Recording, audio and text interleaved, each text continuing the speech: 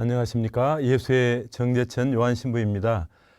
오늘은 저희 이냐시오 영성연구소에서 발행하는 치빌타 가톨릭과 가톨릭 문명 2021년 8호를 소개하겠습니다.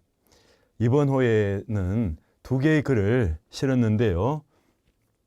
먼저 8월호 이냐시오의 기도입니다. 자서전의 이냐시오가 직접 기도에 대해서 가르쳐주는 형식으로 이 글을 적었습니다. 활동 중의 관상이라고 하는 것이 무엇인가에 집중을 해서 이 글이 작성이 됐습니다. 몇 가지 중요한 주제라고 한다면요.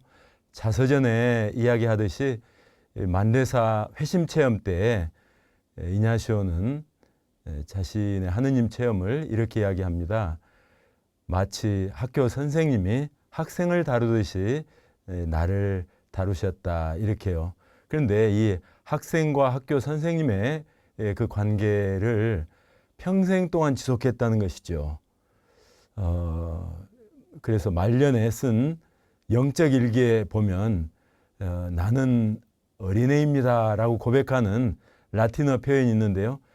거기에 이르기까지 항상 하느님께 배우려고 하는 자세. 그래서 활동 중에 관상하면 내 마음이 차분하지 않다, 시간이 없다 이런 핑계를 대고 우리가 기도를 소홀히 할 수 있지 않습니까? 그런데 그것도 시간이 없을 때는 어떻게 하는 게 좋겠는지 하느님께 물어보라. 또 분심이 많이 들 때에는 이 분심을 가지고 어떻게 하면 좋겠습니까? 하고 하느님께 물어보라고 이야기를 합니다. 그것이 이냐시오의 기도를 배우는 또 실천하는 가장 중요한 출발점이다고 이야기를 합니다. 그리고 또 다른 한 가지 기도이지만 직접 기도에 대한 것이 아닌 내용으로 메모를 작성하는 습관이 많았다. 그리고 시간 사용을 아주 질서 있게 한 사람이었다. 이 두 가지가 기도 생활에 정말 중요한 요소다 하는 것을 우리에게 상기시켜 주고 있습니다. 기도의 어떤 테크닉이라기보다는 기도를 잘하기 위한 방계 훈련, 삶의 정리에 대한 내용이라고 할 수 있습니다. 그래서 활동 중에 관상하는 그런 사람이 되기 위해서는 모든 일을 영신수련하는 심정으로 수련하는 마음으로 기도하는 마음으로 임하면 된다. 그리고 이냐시오는 결정적으로 관상과 활동, 기도와 활동을 두고 어디에 맞추는가? 활동에 초점을 두어서 기도를 하라. 거기에 활동 중에 관상가가 되는 비결이 숨어 있다. 이렇게 이야기를 하고 있습니다. 한번 이냐시오의 기도 그리고 일상 안에서 바쁘게 살아가는 우리들로서 어떻게 기도 생활을 꾸려가는 것이 좋겠는지에 대해서 의문이 들고 이냐시오로부터 배우고 싶은 분들이라면 꼭 한번 일독을 권합니다. 다음은 루카복음서에 나타난 마리아 막달레나와 부활이라는 글입니다. 7월 22일이 마리아 막달레나 축일이지 않았습니까? 마리아 막달레나는 우리 교회에 초창기부터 아주 사랑받는, 존경받는 그런 성녀였습니다. 동방교회에서는 사도들의 사도라고 불렸다고 합니다. 여러분들도 이제 성물도에 보면 7월 22일은 마치 그 사도 중에 한 사람처럼 모든 것들이 갖춰져 있죠. 찬미가, 시편, 후렴구, 독서, 기도, 다 등등 청원 기도까지 다 나와 있습니다. 별도로. 루카복음서에서 막달레나에 대해서 나오는 그 장면이 딱 두 가지가 있습니다. 그런데 또 한 가지 7장에 보면 눈물로 예수님의 발을 씻어드린 그 마리아가 나옵니다. 일설에 의하면 이 마리아와 막달레나가 동일 인물이라고 하는데 그건 근거는 희박하다고 이 글에서는 이야기를 합니다. 다만 일곱 마귀를 쫓아내 주신 그 마리아 막달레나 그리고 부활을 사도들보다 먼저 목격한 그 마리아 막달레나는 동일 인물이라는 것이죠. 그러면서 7 마귀에 대한 이야기, 어떻게 해서 부활한 다음에 사도들보다 먼저 마리아 막달레나에게 나타나게 됐는지, 이런 특전적인 증인이라는 이 지위 사이에 어떤 깊은 일관성이 있다는 것을 잘 설명해 주고 있습니다. 이태리어본 4105호, 4104호를 잠깐 소개를 하겠습니다. 여러 개의 글이 실려 있는데요. 이제 우리 관심을 끄는 주제는 사회동포를 위한 정치였습니다. 팬데믹을 겪으면서 국경의 의미가 좀 희석화되고, 어떻게 보면 협력적 또는 보편적인 대응이 필요한 사회가 되지 않았는가, 이런 이야기입니다. 거기에는 지구라든가 또 생태계 문제, 천연 자원에 대한 그런 문제도 이렇게 공동으로 대응해야 될 부분이 많을 것이다. 이런 것들을 지적하면서 국가 지도자가 단지 그 국가의 이익만을 추구하는 그런 지도자이기보다는, 미래 지도자는 이렇게 보편적인 사회동포를 지향하는 그런 지도력이 필요한 시대다. 이런 이야기입니다.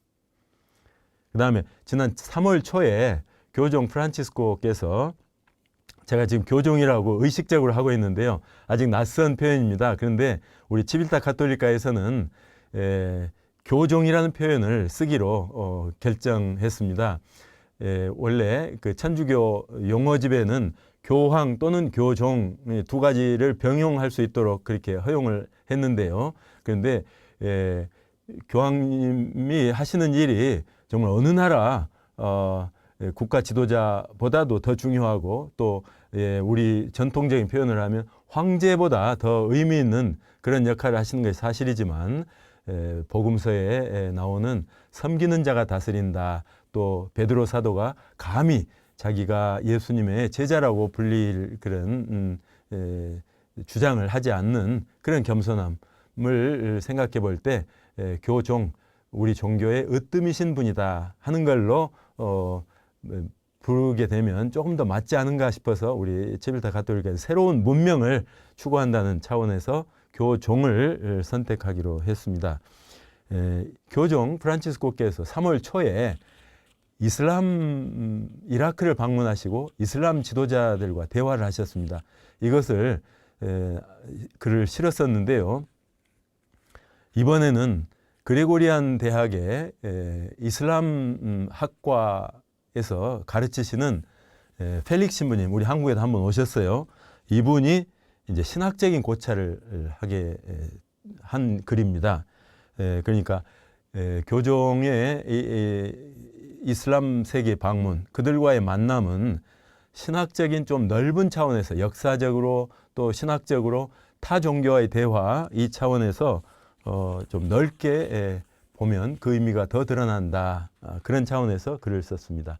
그 다음에 4104호에는 제가 이 요약본을 바로 올리질 못해서 좀 늦어지고 있는데요. 그 점 사과드립니다. 그 전호에서는 도스토옙스키의 글이 나옵니다. 그리고 도스토옙스키하고 코로나 백신의 보편적 접근성에 대한 이야기가 나옵니다.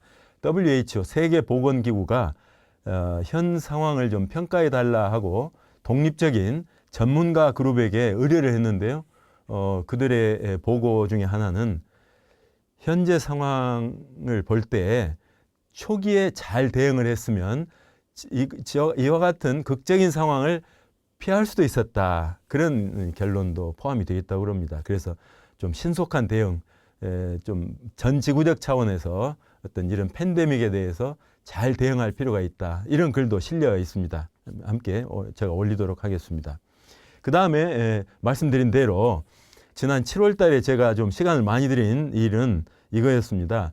치빌타 가톨리카를 13호까지는 계속 책으로 3개월씩 묶어서 9개의 글들을 책으로 묶어서 내지 않았습니까? 그래서 1년에 4차례 책으로 냈습니다. 그런데 여러 가지 이유로 인터넷판으로 돌린 지가 1년 남짓 됐습니다. 작년 4월 이후로 책을 내지 못하고 있는데요.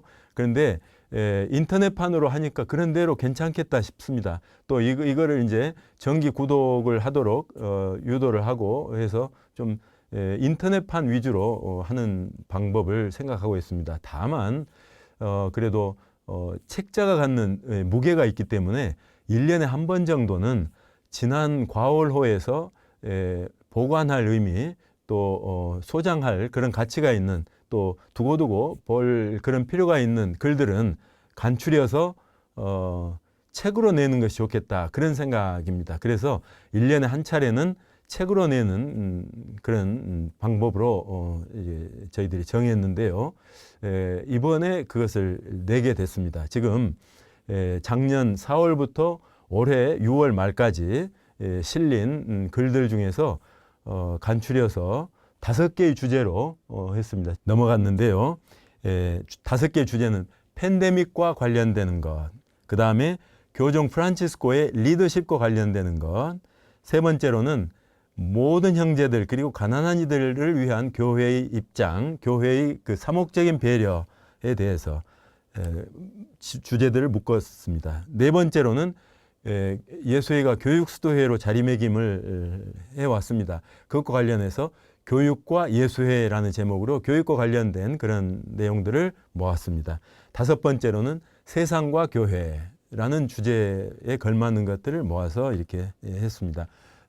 각 주제들은 여기 보는 바와 같죠. 첫 번째, 팬데믹과 교회에서 5개의 글, 4개의 글을 올렸습니다. 아무것도 안 하기, 코로나19 시대의 신앙, 교회의 사목적 성찰. 이거는 로마의 보좌주교인 리바노리 주교님이 사목서한을 쓴 것인데요. 로마의 보좌주교라고 하지만 로마의 주교님은 교종 프란치스코시기 때문에 실질적으로 교구를 도맡아서 이렇게 사목하시는 책임을 맡은 분이라고 할 수 있겠습니다. 이분이 쓴 글입니다. 여러 가지 있지만 우리가 우리 삶에서 죽음과 고통을 멀리 몰아내었다. 그런데 바로 곁에 코로나로 인해서 다가온 것을 보게 되었다. 우리가 마음을 바꿔서 이 그리스도의 약함을 받아들이고 시련을 통해서 마음속 생각이 드러나는데 우리 신앙이 정화되는 계기로 삼아야 되지 않는가. 사목자로서 그런 입장으로 신자들을 대하면 좋겠다. 이런 이야기를 주로 하고 있습니다. 한번 특히 사목자들이 하면 읽어볼 그런 가치가 있다고 추천해 드리고 싶습니다. 그 다음에 코로나19 생태와 경제, 세계화가 너무 진행되는 바람에 지금 코로나가 닥쳤고 이 코로나가 지역에 국한되지 않고 전 세계로 퍼져나간 것이지 아니냐. 지역화로 다시 돌아갈 그런 필요가 있지 않느냐 하는 그런 내용의 글을 우리 조현철 신부님이 썼습니다. 또 마찬가지로 그 코로나와 관련해서 생태적 회심을 교종께서 강조하셨는데 오세일 신부님이 그런 주제로 해서 생태적 전환과 회심을 위하여라는 제목으로 글을 쓰셨습니다. 그 다음에 두 번째 큰 주제로는 교종 프란치스코의 리더십입니다. 교종 직무 7년 동안을 정리하는 글을 예수의 총장 아르투로 소사 신부님이 쓰셨고요. 그 다음에 프란치스코 교종의 지도력이라고 그래서 안토니오 스파다로 신부님이 직접 리더십을 다루는 글을 썼습니다. 그 다음에 교회의 사명과 올바른 경제관리, 지금 교황청의 재산관계 문제를 투명하게 하기 위해서 우리 예수회원을 임시로 파견했습니다. 거기에 추기경 너는 대주교급의 역할을 하는데 그 일을 우리 예수회원이 가서 정말 좀 허심탄회하게 사심없이 일할 수 있도록 파견을 했는데요. 그에 대한 이야기를 좀 자세하게 해주고 있습니다. 그 다음에 세 번째 묶음으로는 모든 형제들의 교회, 그러니까 가난한 이들을 위한 그런 교회의 모습으로 교회와 장애인을 어떻게 볼 것인가. 옛날에는 정상인 장애인 했는데 장애인 비장애인 이렇게 표현하지 않습니까? 또 누구나 하느님의 자녀로서 그 존엄성을 갖고 있다. 이런 것들을 다른 각도에서 조명하고 있습니다. 보편적 기본소득, 우리도 이번 대선을 앞두고 논의가 한참 진행되고 있다고 보는데요. 그에 대한 우리 교회의 입장을 다루고 있습니다. 그 외에 쭉 읽어보시면 되겠고요. 예수의 영성과 교육, 여기에서 중국 예수회원이 쓰신 글로 마샹보라는 분이 있습니다. 이분이 예수의 몸을 담고 있다가 뜻한 바가 있어서 다시 사회에 나가서 교육자로 또 정치가로 사회에서 영향력 있는 그런 역할을 했답니다. 그분이 중국 내에 지금 본토에도 있는 대학들과 특히 대만으로 이사 온 포렌대학, 보인대학의 창시자라고 합니다. 그분에 대한 이야기가 이렇게 실려 있습니다. 아주 역사에 관심 있고 또 우리 예수의 교육에 관심 있는 분들은 읽어보시면 아주 흥미를 느끼실 것 같습니다. 그 다음에 분심에서 봉헌으로는 돌아가신 우리 아돌포 니콜라 신부님이 쓴 글을 다시 실었습니다. 디지털 수업과 통합적인 교육 협약의 회복. 이 글은 정말로 교육에 관심 있는 분들 한번 읽어보시면 좋겠습니다. 그냥 교육이 교육부의 소관이 아니라 후세를 길러내는 그런 중요한 일이기 때문에 교회기관 또 정부의 요직에 있는 사람 또 은퇴하신 분도 포함해서요. 사회의 미래 세대를 어떻게 우리가 길러낼 것인가, 교육을 시킬 것인가에 대해서 사회적인 합의가 필요하다는 그런 이야기입니다. 교황님께서 그 교육 협약을 주도하시는 그런 내용에 대한 글입니다. 저도 읽으면서 느낀 바가 많았습니다. 아마 많은 분들에게 시사하는 바가 있으리라고 생각을 합니다. 그 다음에 변화하는 세상과 교회, 다섯 번째요. 디지털 시대, 또 모두를 위한 녹색 성장, 녹색이라는 것이 성장과 잘 걸맞는 말인가 의문이 있을 수 있죠. 그리고 새로운 도전을 맞은 종교의 자유, 그러니까 2차 바티칸 공유회 때 종교의 자유를 선포를 했는데 그것과 50년이 지난 지금 어떤 풍요로움이 더해졌는가 이거에 대한 걸 아까 펠릭스 신부님 이야기했는데 그 같은 펠릭스 신부님이 쓴 글입니다. 끝으로 2차 바티칸 공유회에서 강조된 공동협의, 공동협의성, 보통 공동합의성이라고 번역을 했는데 시노달리티를 저는 공동협의성으로 번역을 했습니다. 아마 그 내용은 본문을 참조하시면 되겠습니다. 이렇게 7월 달 한 달 준비를 해서 8월에 내드리는 그런 치빌타 가톨리카의 선물이랄까요? 여러분과 나누고 싶은 그런 것은 새로운 글 2개와 또 이태리본과 영어본 그 기사들의 요약 그리고 지난 1년 동안 펴낸 글 중에서 소장하고 싶은 또 자주 되풀이해서 읽을 만한 가치가 있다고 생각되는 그런 글들을 책으로 낸다는 이런 소식 전해드렸습니다. 우리 가톨릭 신자들, 특히 가톨릭 지성인들의 생각의 지평을 넓혀주는 데 기여하고자 시작한 이 치빌타 가톨리카, 가톨릭 문명 많이 사랑해 주시고 이용해 주시면 감사하겠습니다. 이상 마치겠습니다. 감사합니다.